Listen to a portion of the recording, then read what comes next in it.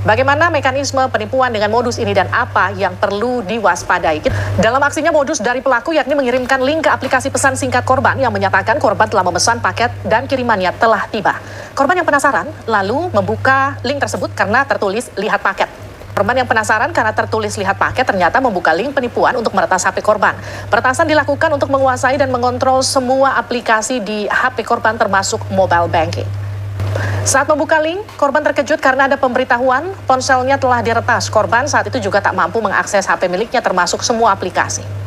Pelaku menguasai ponsel korban dan dapat mengakses data perbankan, email hingga aplikasi pesan singkat. Dalam waktu singkat, pelaku menguras rekening korban lewat aplikasi mobile banking atau dompet digital. Yang dikirim itu bukan gambar tapi adalah aplikasi ekstensinya APK gitu. Masalahnya tidak semua orang ngerti masalah IT kan, nggak ngerti masalah teknologi begitu, sehingga ketika ada orang mengaku kurir gitu, seolah-olah dia kurir ngirim gambar, ini udah nyampe ya gitu, begitu diklik ternyata install aplikasi. Nah, celakanya sebenarnya ketika ngeklik link itu akan diminta permission gitu, apakah boleh ngakses SMS, apakah boleh ngakses data, apakah boleh ngakses phonebook, apa boleh. Nah, masyarakat kita suka nggak peduli, tekan yes Oke. Set gitu semuanya. Ini ya. Saya izin potong. Jadi ketika kita klik linknya, sebetulnya sudah ada permission di sana. Jadi sebetulnya kalau kita agak sedikit lebih cermat dan teliti, tidak asal klik-klik, itu kita sudah tahu bahwa ini ada upaya dari aplikasi untuk mengakses dari mulai aplikasi handphone sampai nomor telepon begitu yang ketika kita mengklik itu begitu Pak Pratama. Ya, secara default sistem di dalam handphone kita ini sebenarnya sudah punya level security sendiri gitu. Dia akan bertanya kepada si pemiliknya, ini boleh nggak akses ini, boleh nggak akses ini. Kan ada gambar, minta akses ke phonebook, minta akses ke data dan lain-lain begitu. Tapi karena kita suka nggak peduli, karena pengen lihat gambarnya, tekan yes aja. Nah, begitu semuanya sudah oke, tiba-tiba aplikasi terinstall, apa yang terjadi? Aplikasi ini adalah malware, namanya tipenya adalah RAT gitu, remote access tool gitu. Jadi dia bisa menginfeksi handphone kita dan bisa digunakan untuk mengambil alih handphone kita. Jadi handphone kita ini dikendalikan dari jarak jauh, si pengirim malwarenya ini. Kemudian juga malware ini bisa melakukan sniffing terhadap apapun yang kita ketikkan di dalam handphone kita. Jadi di logger gitu, kita ngetik PIN dia bisa baca, ngetik password dia bisa baca gitu. Sehingga ketika dia mengakses handphone kita, kemudian membutuhkan PIN, membutuhkan password untuk transaksi, dia udah tahu itu. Sehingga dia bisa melakukan dari jarak jauh tanpa kita sadari gitu. Jadi handphone kita jalan sendiri gitu. Pak Pratama, kalau kita mengakses mobile banking sebelum kita mengakses aplikasi peretasan tersebut, apakah kemudian juga tetap terbaca ataukah memang baru terbaca setelah aplikasi tersebut menjebak kita dan kita mengakses PIN? Baru terbaca setelah ada aplikasi malware ini masuk ke dalam kita, Mbak. Sebelumnya nggak terbaca, karena kan PIN itu tidak tercatat di handphone sebenarnya. Jadi kalau kita memasukkan PIN, memasukkan password, itu harusnya tidak tercatat di handphone.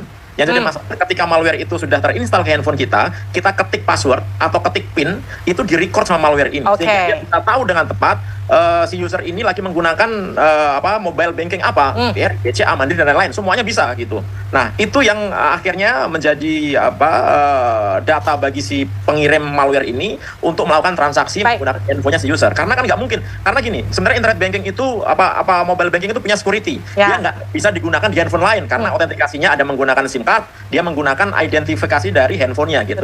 Dia nggak bisa kalau misalkan orang lain kemudian nyoba-nyoba menggunakan mobile bankingnya device lain gitu. Oleh karena itu cara paling gampang gimana? Ya menguasai atau mengendalikan handphone si pemiliknya langsung gitu. Bagaimana caranya? Ya mengirimkan malware. Nah, ini terjadi kan? Nah, Pak Pratama, ini maaf saya potong. Ini kan korbannya sudah 900 lebih yang ketahuan. Bisa jadi sebetulnya korbannya lebih banyak lagi daripada itu. Pasti jauh lebih banyak. Sekarang kalau misalnya saya sempat pencet linknya, saya tahu dari mana saya itu sudah kertas atau belum. Saya bisa cek di mana dan apa yang bisa saya lakukan. Jadi sebenarnya kalau malwarenya itu terinstall secara background, kita nggak bisa tahu bahwa handphone kita ini sudah terinstall malware apa tidak, kecuali kalau kita pasang antivirus ya. Makanya antivirus ini mandatori, sangat penting sekali. Banyak antivirus gratisan bisa dipakai. Oleh karena itu yang nonton tayangan ini harus pasang antivirus gitu, karena bisa menjaga kita dari malware. Tapi kalau sudah masuk, kita nggak bisa ngecek. Kenapa? Karena ini hidden, nggak ada aplikasinya, nggak kelihatan gitu. Pak, kita cukup hard reset ataukah misalnya katakanlah gini, penyelamatan pertama ketika kita curiga setelah pencet aplikasi, apakah kita terjebak atau enggak, apakah kita bisa langsung uninstall mobile bankingnya terus kita selamat atau gimana? Nggak bisa kita install mobile bankingnya karena itu nggak ngaruh gitu. Kita install aplikasi M-Banking, kita install nggak ngaruh karena malwarenya ada di dalam handphone kita.